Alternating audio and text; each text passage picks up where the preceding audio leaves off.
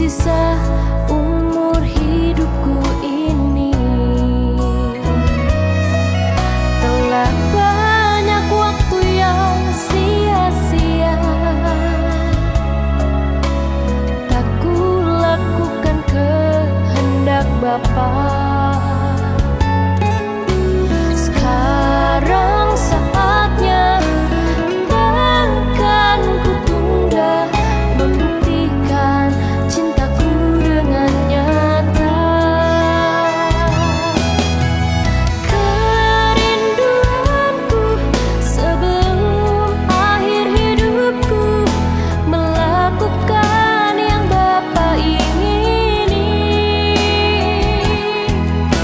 Segenap hidupku sebagai persembahan yang berkenan di hadapan Tuhan.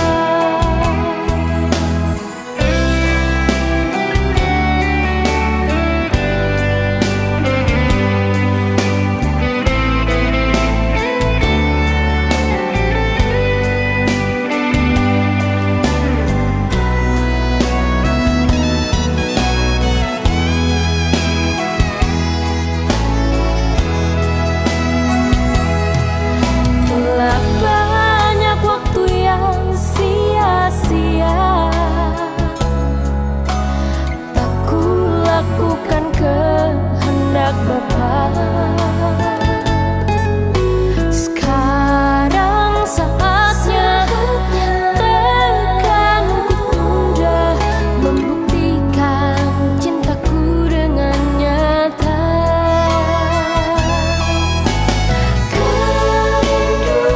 Kerinduanku melakukan yang Bapa ingini.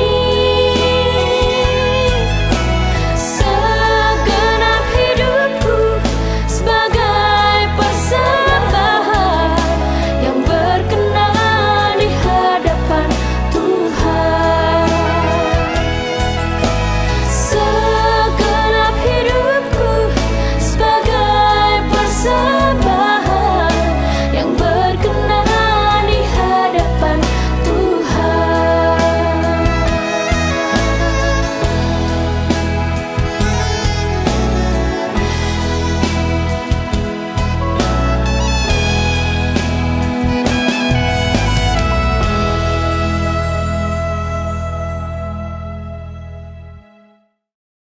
Shalom Bapak Ibu sekalian, puji Tuhan di pagi minggu ini kita semua masih sehat dan bisa belajar kebenaran. Kita baru saja mendengarkan satu puji-pujian yang luar biasa. Setiap pujian yang keluar dari hati yang tulus menyenangkan Tuhan. Hendaknya seluruh hidup kita menjadi pujian juga. Sebelum kita dengarkan kebenaran di pagi ini, mari kita berdoa lebih dahulu. Bapa di surga, berkati setiap kami pagi ini dengan firman-Mu, agar kami boleh benar-benar mengerti dan setiap kami diubahkan. Kami benar-benar mau mengakhiri hidup kami suatu hari nanti kalau kami pulang, sudah menyenangkan hati Bapa di surga. Engkau berkati program ini, Engkau berkati mulut hamba-Mu untuk menyampaikan kebenaran ini. Hanya di dalam nama Tuhan Yesus kami berdoa. Amin. Amin. Bapak Ibu sekalian, dimanapun Bapak Ibu berada, Saya percaya setiap program yang menyampaikan kebenaran yang murni dari Alkitab akan sangat berkuasa mengubah kita semua. Pagi ini kita akan belajar satu hal yang jarang dibayangkan oleh kita semua. Pada umumnya, orang Kristen yang mengalami satu masalah, biasanya ia meresponinya dengan berbagai cara. Tapi pada umumnya mereka akan melakukan satu istilah seperti ini. Misalnya, sedang mengalami satu masalah, maka ya aku klaim janjinya. Pakai nama Tuhan untuk mengatasi masalah yang terjadi. Baik sih minta tolongnya sama Tuhan, baik. Tapi penggunaan nama Tuhan yang setiap masalah berharap bisa diselesaikan hanya dengan mengklaim janji Tuhan, padahal Tuhan tidak pernah berjanji yang seperti yang diklaim. Ini kebiasaan sebenarnya. Kebiasaan yang dihasilkan dari ajaran-ajaran yang sudah lalu. Padahal di Alkitab, seharusnya kita mengatakan jika Tuhan menghendaki.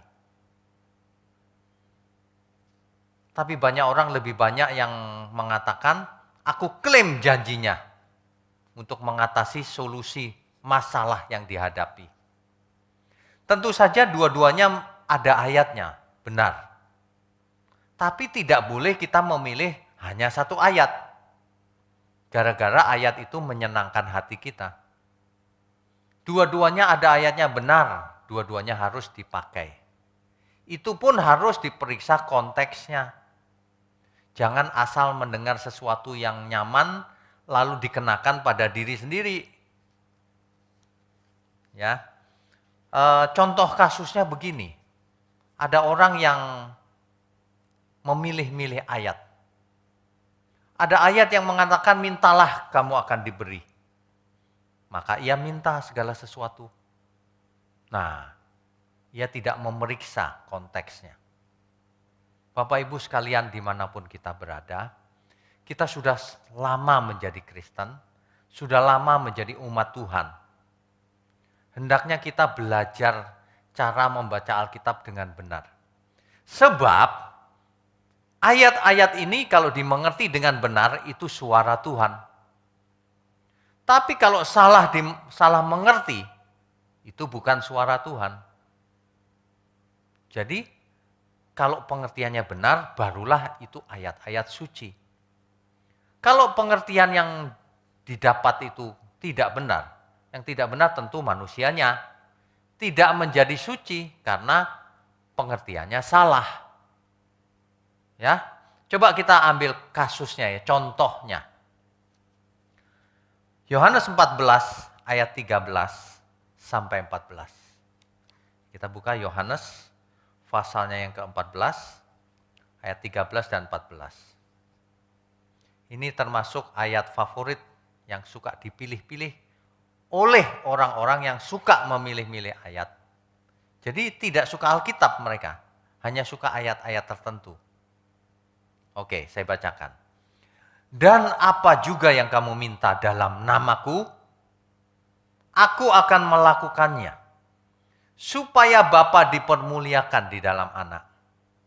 Nah, enak bukan? Minta apa saja, Tuhan akan melakukannya.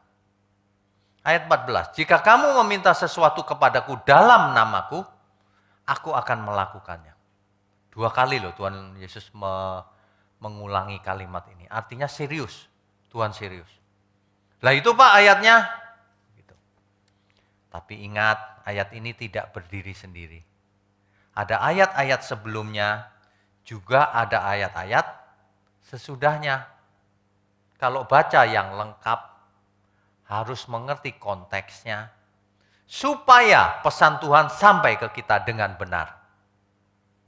Jangan sampai kita mengartikan suka-suka kita sendiri.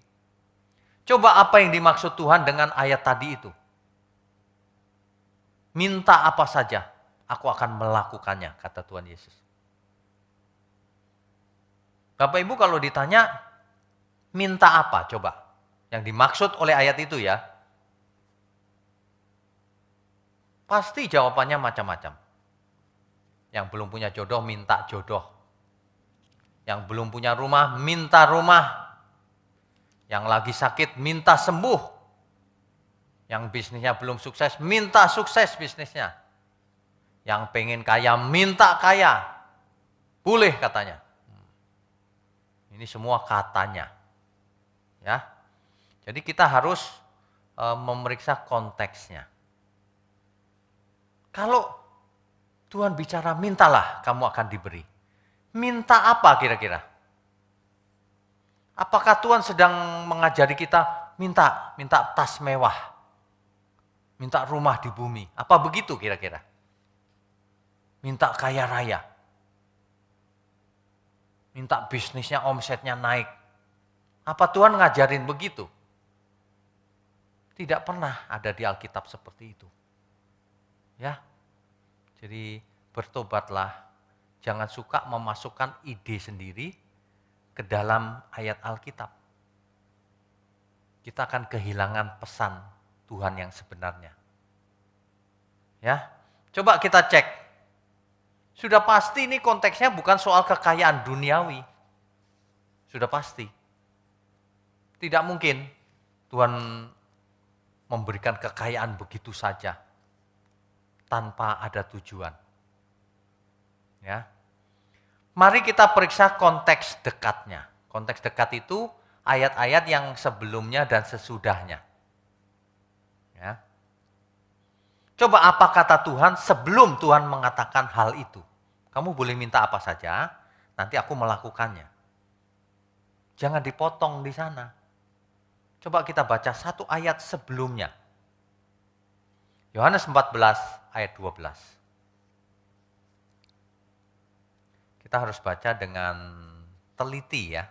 Yohanes 14 ayat 12. Aku berkata kepadamu, ini kata Tuhan Yesus. Sesungguhnya barang siapa percaya kepadaku, ia akan melakukan juga pekerjaan-pekerjaan yang aku lakukan. Jadi kalau cirinya orang percaya, ia akan melakukan pekerjaan yang dilakukan oleh Tuhan juga. Itu ciri percaya. Bahkan pekerjaan-pekerjaan yang lebih besar daripada itu. Sebab aku pergi kepada Bapa. Nah, ini tidak boleh tidak dibaca. Jadi Tuhan berkata begini, sesungguhnya barang siapa percaya kepadaku, ia akan melakukan seluruh pekerjaan yang kukerjakan juga gitu loh. Bahkan lebih besar. Nah, barulah Tuhan berkata, apa juga yang kamu minta dalam namaku, aku akan melakukannya. Jadi permintaan yang dimaksud di sini minta apa? Apa minta tas? Apa minta jodoh? Nggak nyambung. Tuhan Yesus sedang mengatakan pekerjaan-pekerjaanku. Kalau seseorang percaya artinya melakukan pekerjaan Tuhan, mintalah apa saja yang berhubungan dengan pekerjaan Tuhan. Bukan yang tidak berhubungan. Apalagi minta hal-hal yang cuma untuk dirinya sendiri. Jelas tidak dikabulkan pasti. Tuhan tidak bisa dipermainkan. Mentang-mentang seseorang berdoa dalam nama Yesus lalu Tuhan di surga mengalah. Banyak orang memperlakukan nama Tuhan seperti mantra. Seolah-olah kalau kita berkata dalam nama Yesus lalu Tuhan Yesus mengalah. Pasti melakukannya. Banyak orang tidak mengerti. Kalau disuruh minta itu minta sesuatu yang ada pekerjaan, ada hubungannya, berkaitan dengan pekerjaan Tuhan. Ini kaitan ayat ini, jangan dirubah-rubah. Udah gitu yang pekerjaan Tuhan malah tidak pernah dibahas yang ada di Alkitab. Memang kelihatan modus seseorang mau belajar Alkitab atau tidak itu kelihatan sih sebenarnya. Di ayat sesudahnya, kita baca ayat 15-nya. Jikalau kamu mengasihi aku, kamu akan menuruti segala perintahku. Jadi ada dua yang berkaitan, dua hal. Satu, orang percaya yang melakukan pekerjaan Tuhan. Yang kedua, orang yang mengasihi Tuhan. Pasti melakukan segala perintah Tuhan. Nah, orang seperti itulah yang boleh minta apapun dan pasti diberi. Tentu saja apapun di sini untuk melakukan pekerjaan Tuhan. Untuk melakukan perintah Tuhan. Kalau seseorang sakit mau sembuh dalam rangka untuk pekerjaan Tuhan supaya efektif. Jangan minta sembarangan. Kalau pakai ayat itu yang benar. Coba diperiksa di seluruh Alkitab. Orang benar itu minta apa sih ke Tuhan? Nggak mungkin orang benar itu minta tas mewah ke Tuhan. Minta mobil mewah. Minta rumah mewah. Minta jodoh. Mintalah kamu akan diberi. Minta di sini adalah minta hal-hal yang berhubungan dengan pekerjaan Tuhan. Dengan keselamatan jiwa. Sesuatu yang penting, bukan sesuatu yang untuk diri sendiri. Ingat baik-baik, jangan pakai ayat ini untuk kepentingan diri sendiri. Apalagi untuk sesuatu yang tidak penting banget. Ya, mau foya-foya misalnya. Mau makan sembarangan dalam nama Yesus. Ini benar-benar salah. Ya. Oke. Jadi kalau orang itu meminta, siapa yang meminta di sini yang diperbolehkan Tuhan meminta? Satu, orang percaya yang tentu saja melakukan pekerjaan Tuhan. Kedua, orang yang mengasihi Tuhan, yaitu yang melakukan seluruh perintah Tuhan. Itu bukan semua orang Kristen bisa minta sembarangan.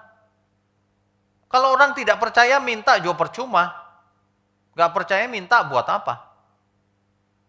Ya, ini subjek yang minta jelas, orang percaya dan orang yang mengasihi Tuhan.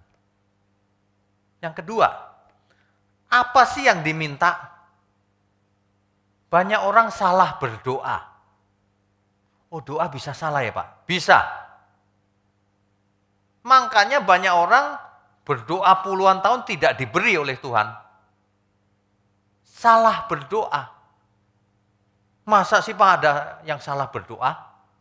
Coba kita buka Alkitab, jangan pakai pikiran sendiri. Ya. Yakobus pasal 4. Yakobus pasalnya yang keempat. Yakobus ini harus dibaca juga sesuai konteksnya, Bapak Ibu. Dari manakah datangnya sengketa dan pertengkaran di antara kamu? Kenapa sih kamu suka bertengkar? Bukankah datangnya dari hawa nafsumu yang saling berjuang di dalam tubuhmu? Semua itu, orang berantem itu karena hawa nafsumu yang ada dalam dagingmu itu. Kodrat dosa.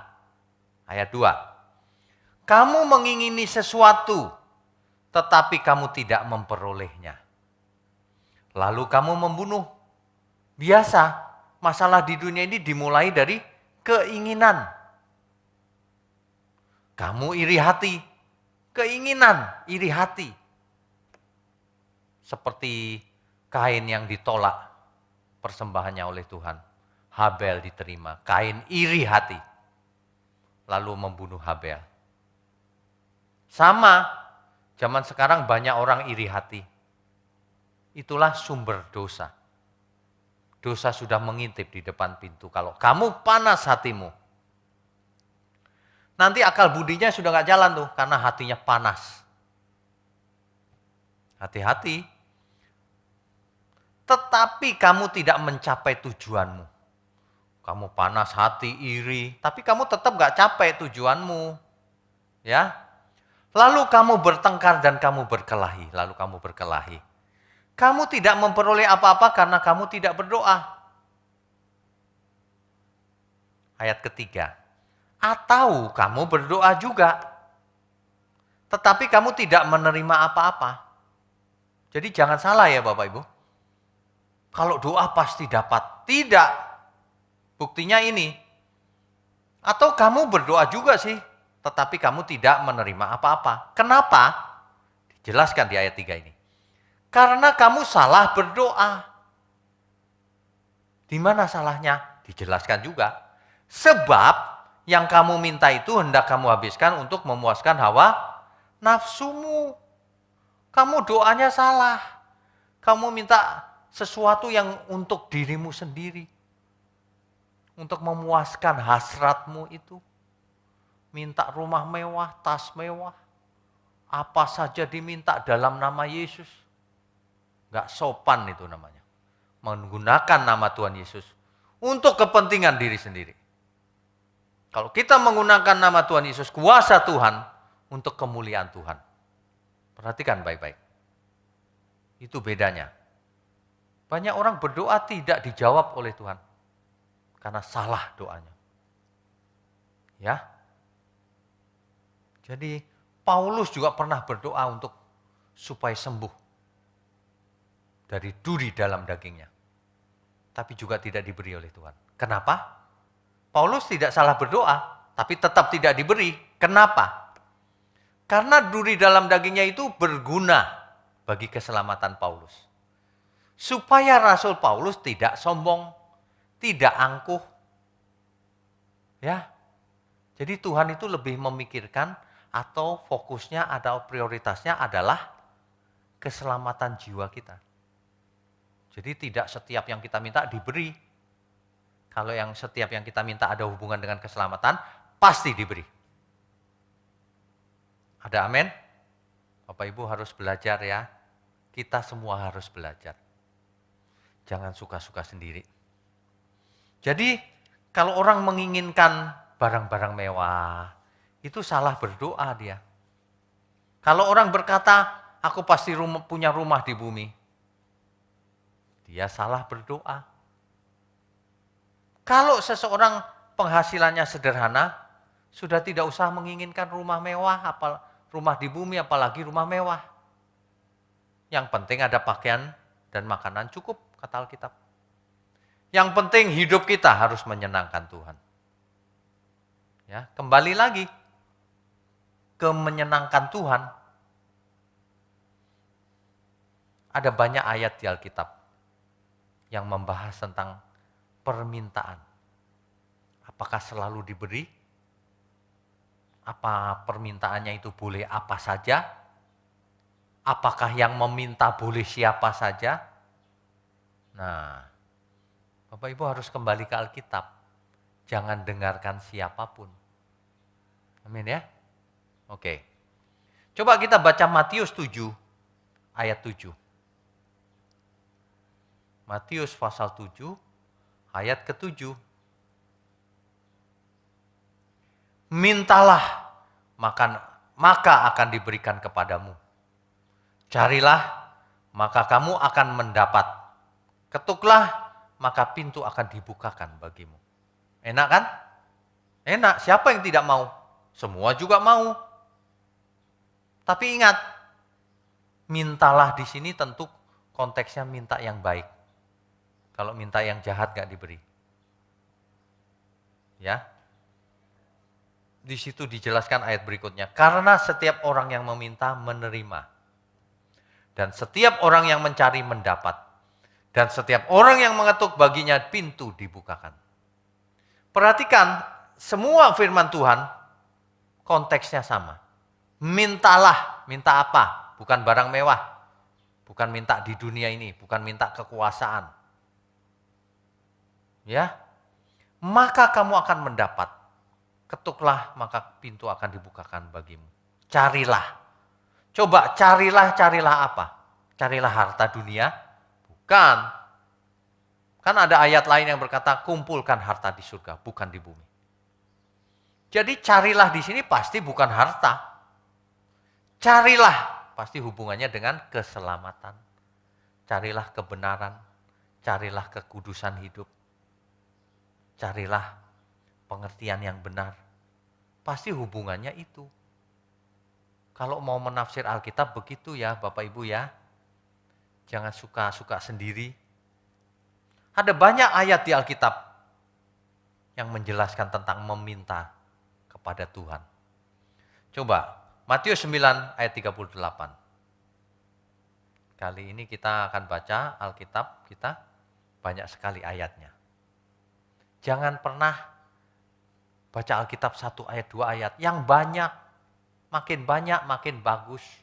Supaya tidak salah konteks. Ya. Matius 9 ayat 38. Karena itu, mintalah kepada Tuhan yang empunya tuaian, supaya ia mengirimkan pekerja-pekerja untuk tuaian itu. Minta apa ini? Pekerja-pekerja. Minta hamba-hamba Tuhan. Minta pelayan-pelayan Tuhan. Minta aktivis-aktivis. Supaya Tuhan mengirimkan orang-orang yang mau mengerjakan pekerjaan Tuhan. Supaya setiap orang mengambil bagian dalam pekerjaan Tuhan. Ini luar biasa loh. Nah, kalau kita minta seperti itu, pasti diberi oleh Tuhan. Pasti. Buktikan. Pasti, karena permintaannya benar. Nah, begitu. Bukan kepingin mobil klaim janjinya. Gampang benar kayaknya hidup di dunia ini. Pengen apa aja, klaim janji Tuhan. Kalau itu bisa ya kita nggak kerja keras. Semua pakai nama Tuhan Yesus saja. Ini penyalahgunaan nama Tuhan, tidak sopan. Padahal firman Tuhan berkata, jangan menggunakan nama Tuhan dengan sia-sia. Jangan memanggil namaku dengan sia-sia. Apalagi dengan tidak hormat. Ini dia yang penting, ya. Bapak Ibu, ada banyak sekali ayat seperti tadi sudah saya katakan. Di Lukas 6 ayat 28. Coba kita lihat sepintas ya. Lukas 8 ayat 26. Lukas 6 ayat 28.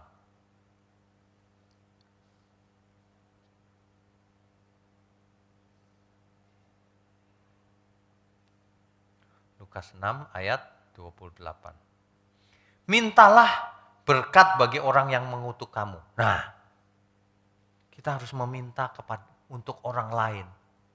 Bukan hanya untuk diri sendiri. Boleh Pak minta untuk diri sendiri? Boleh. Asal untuk kemuliaan Tuhan. Bukan untuk berfoya-foya.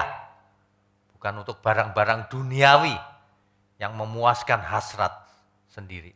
Bukan untuk itu. Ya. Itu sama dengan Lukas 10 ayat 2. Di Lukas 11 ayat 9. Lukas 11 ayat 9. Oleh karena itu aku berkata kepadamu, Tuhan Yesus, mintalah maka akan diberikan kepadamu, carilah maka kamu akan mendapat, ketuklah maka pintu akan dibukakan bagimu. Sama. Pasti konteksnya juga minta yang benar. Bukan minta barang-barang duniawi ini. Ya. Oke. Nah. Dan lain-lain. Ada banyak ayat, Bapak Ibu. Yang luar biasa adalah Yohanes 16 ayat 24. Yohanes 16 ayat 24. Tuhan berkata begini. Sampai sekarang kamu belum meminta sesuatu pun dalam namaku. Ini luar biasa loh, para murid tidak minta. Mintalah maka kamu akan menerima supaya penuhlah sukacitamu. Ini orang-orang ini tidak meminta loh. Bapak Ibu, saudara sekalian harus ingat, kalau Tuhan gembalaku, tak akan kekurangan aku. Dalam teks aslinya, kalau Tuhan gembalaku, aku tidak ingin apa-apa lagi. Kalau Tuhan gembalaku, aku tidak minta apa-apa lagi. Justru orang yang imannya dewasa, yang menyenangkan Tuhan, dia tidak sering minta-minta kepada Tuhan. Apalagi mintanya hal-hal duniawi. Apalagi mintanya untuk memuaskan diri sendiri. Banyak orang itu kalau dewasa malah tidak minta apa-apa. Mintanya adalah Tuhan pakailah hidupku. Agar melalui hidupku engkau dipermuliakan. Mintanya untuk kemuliaan Tuhan. Bukan untuk diri sendiri. Kalau soal berkat untuk diri sendiri, tidak usah khawatir, tidak usah minta pun Tuhan sudah tahu. Ia Bapak yang baik. Dia tahu apa yang kita butuhkan. Amin ya. Ya. Jadi para murid di Yohanes 16 ayat 24. Coba perhatikan satu lagi. Yohanes 16 ayat 24. Sampai sekarang kamu belum minta apapun loh. Disuruh minta sama Tuhan. Ya, disuruh minta. Tapi kalau kita lihat ayat 33, ini masih satu konteks ya. Di ayat 33-nya, semuanya itu kukatakan kepadamu, supaya kamu beroleh damai sejahtera di dalam aku. Dalam dunia kamu menderita penganiayaan. Tetapi kuatkanlah hatimu, aku telah mengalahkan dunia. Kira-kira apa yang diminta dalam situasi penganiayaan? Pasti bukan tas mewah, bukan? Pasti bukan barang-barang duniawi, bukan? Pasti para murid minta penguatan dari Tuhan. Minta penghiburan dari Tuhan. Minta agar kuat melewati semuanya ini. Pasti demikian. Ayo Bapak Ibu belajar yang benar. Ya. Sebab firman Tuhan ini sangat berkuasa, powerful, jika artinya benar. Sayang sekali selama ini tidak diartikan dengan benar. Makanya Bapak Ibu tidak mengalami kuasa Tuhan. Jarang yang mengalami kuasa Tuhan. Kenapa? Karena tidak mengerti firman. Kalau mengerti firman akan ada banyak hal ajaib, mujizat terjadi dalam hidup kita. Khususnya yang berhubungan dengan pekerjaan Tuhan. Khususnya yang berhubungan dengan keselamatan jiwa. Baik diri kita maupun banyak orang. Akan ada banyak mujizat. Harus mengerti dengan benar. Nah, bertentangan dengan praktek umum, iman yang benar itu. Mari kita baca. Yohanes 4 ayat 13 sampai 17. Yohanes 4 ayat 13 sampai 17. Sorry, Yakobus. Maaf Bapak Ibu, Yakobus pasal 4 ayat 13 sampai 17. Ayat ini jarang dibaca di gereja. Tapi saya mau ingatkan. Coba kita baca. Yakobus pasal 4 ayat 13. Jadi sekarang, hai kamu yang berkata, hari ini atau besok kami berangkat ke kota Anu. Dan di sana kami akan tinggal setahun dan berdagang serta mendapat untung. Ini ada orang yang berkata begini, begitu, merencanakan ini, merencanakan itu. Kalau zaman sekarang ada yang bernubuat, suka-suka sendiri, padahal itu rekayasa pikirannya sendiri. Ayat 14.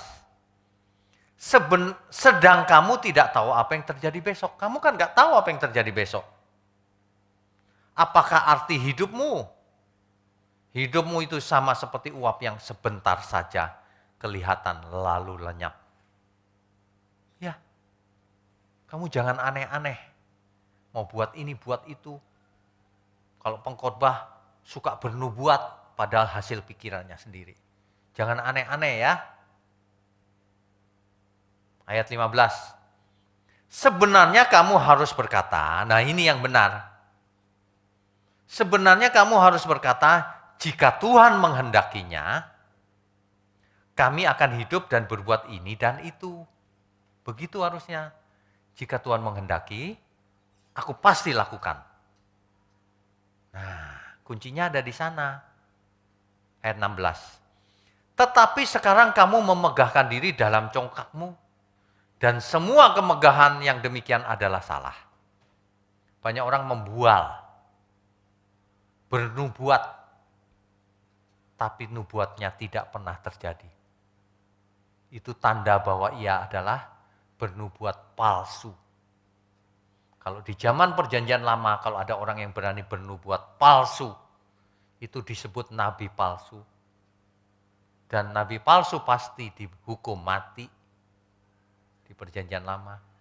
Di perjanjian baru orang ngomong sembarangan tidak apa-apa zaman sekarang. Tapi segala sesuatu ada waktunya.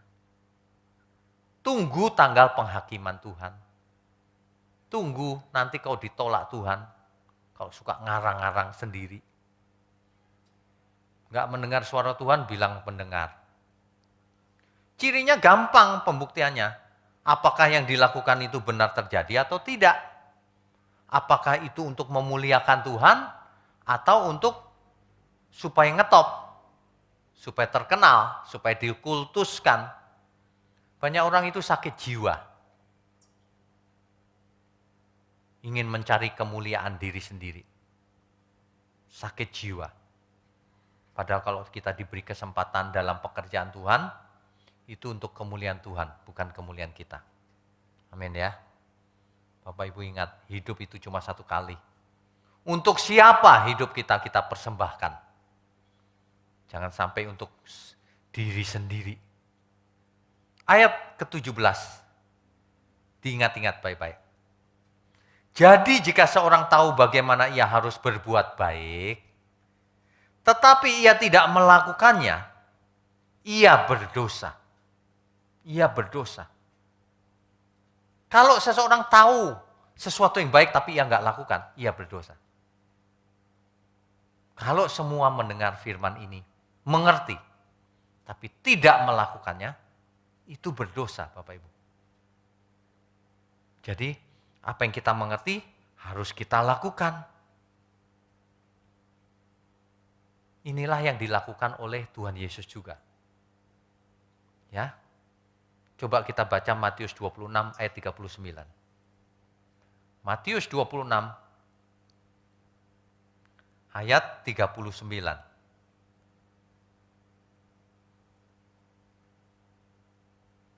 Ini Tuhan Yesus ketika ada di Taman Getsemani menghadapi saat-saat terakhir sebelum naik ke salib. Maka ia maju sedikit lalu sujud dan berdoa katanya. Kata Tuhan Yesus nih maksudnya. Ya Bapakku, jikalau sekiranya mungkin, biarlah cawan ini lalu daripadaku. Kalau mungkin. Tetapi Tuhan Yesus luar biasa. Tetapi janganlah seperti yang ku kehendaki, melainkan seperti yang engkau kehendaki. Jika kita Kristen, kita harus seperti Kristus. Jika kita mengasihi Tuhan, lakukan seluruh perintah Tuhan. Jika kita memanggil Dia Tuhan, Guru, kita harus belajar kepadanya. Coba perhatikan, mestinya kita semua hidup tidak usah ingin apapun. Tetapi bukan apa yang kuingini Tuhan. Tetapi apa yang kau ingini, itulah yang kulakukan dalam hidupku. Amin. Itulah iman yang sempurna. Tinggalkan iman jenis yang kekanak-kanakan. Kecuali Bapak Ibu baru kemarin jadi Kristen. Tinggalkan itu, aku klaim janjinya. Enggak sopan. Tinggalkan itu keinginan-keinginan duniawi. Aku mau rumah mewah. Tas mewah. Dan sebagainya. Jangan memakai nama Tuhan sembarangan. Nama Yesus tidak bisa dipakai sebagai mantra. Percuma orang mengatakan dalam nama Yesus. Tapi kalau permintaannya salah. Kalau hidup orang itu salah. Tidak kudus. Nama Tuhan Yesus bukanlah mantra. Sesungguhnya kuasa nama Yesus ada di pribadi Tuhan. Bukan di hurufnya. Bukan di lafalnya. Bukan di bunyinya. Bukan di bunyinya. Makanya bukan mantra. Inilah iman yang sempurna. Bapak Ibu kalau membaca kitab Ibrani pasal 11. Nanti dibaca ya seluruh ayat. Justru orang-orang yang beriman dengan benar, mereka tidak mendapatkan hal-hal yang duniawi ini. mereka disediakan yang jauh lebih baik di surga. Di dunia seolah-olah menderita. Tapi bukan menderita sembarangan. Menderita karena Tuhan. Penderitaan kita karena menanggung beban orang banyak. Penderitaan kita adalah meneruskan pekerjaan Tuhan. Penderitaan kita adalah supaya banyak orang diselamatkan. Penderitaan kita adalah kita harus matikan daging kita. Itu menderita loh, sulit. Ya.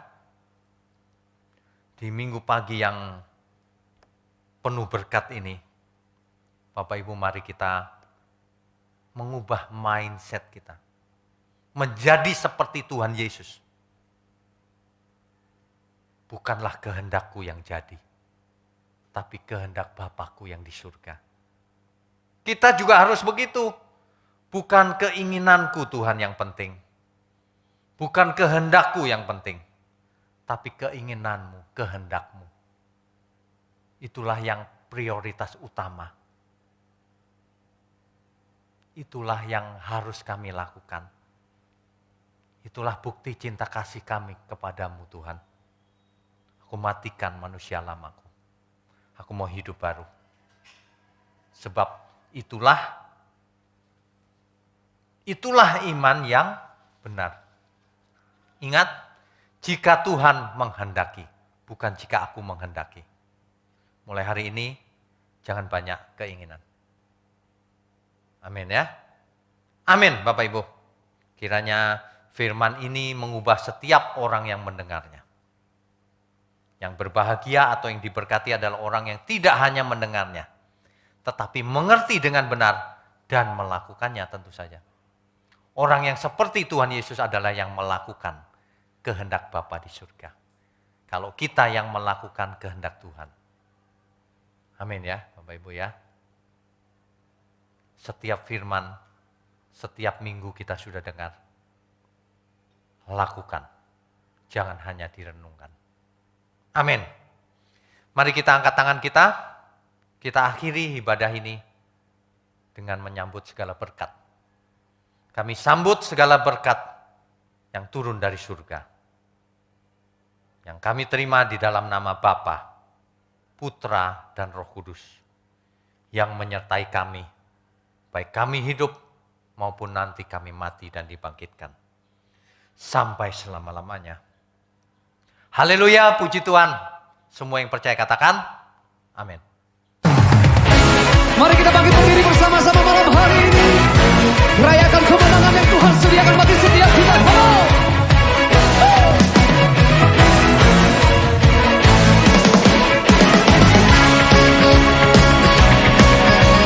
Sebab Engkau satu-satunya Tuhan yang tak tertandingi oleh apapun di dunia ini.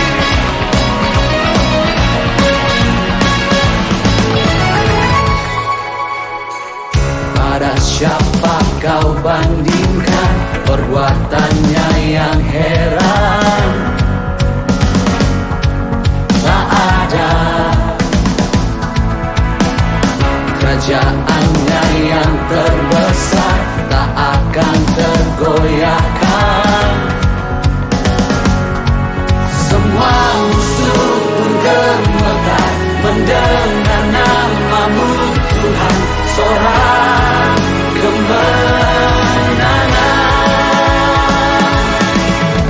sungguh tak tertandingi, tak ada yang setara denganmu.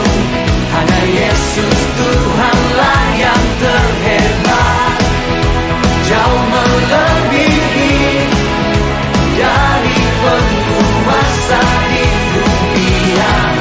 Kerajaanmu kekal.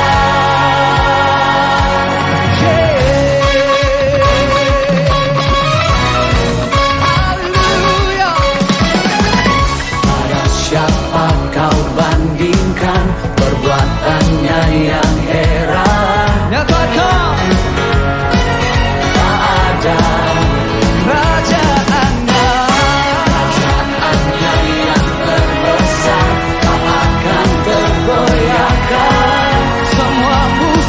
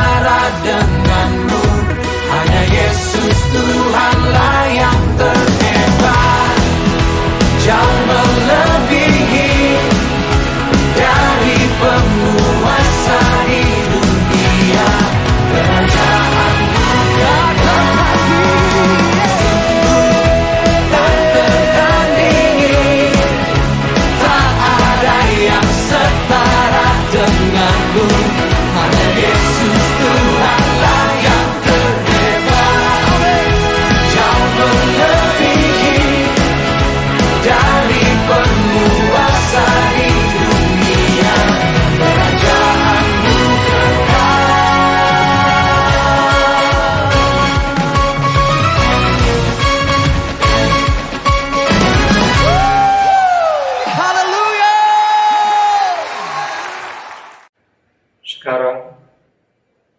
Terima kasih karunia dan damai sejahtera Tuhan Yesus Kristus, dan kasih Allah Bapa kita, serta persekutuan Roh Kudus menyertai setiap kita, sekarang, seterusnya, dan selamanya. Amin. Saudara telah mengikuti ibadah online GBI Alpha Omega. Saudara yang diberkati melalui tayangan ibadah online diberi kesempatan untuk memberi persembahan. Bagi jemaat yang rindu menabur pekerjaan Tuhan di GBI Alpha Omega, dapat memberikan persembahan dan persepuluhan secara online melalui rekening BCA 014-323-7777 atas nama PT Graha Alpha Omega. Sertakan keterangan untuk persembahan atau perpuluhan. Mari memberi dengan penuh sukacita dan ucapan syukur. Untuk mendapatkan informasi terupdate mengenai ibadah online dan informasi lain seputar gereja, Anda dapat mengaksesnya melalui website GBI Alpha Omega. Jesus Christ bless you. Kaulah nafas hidupku.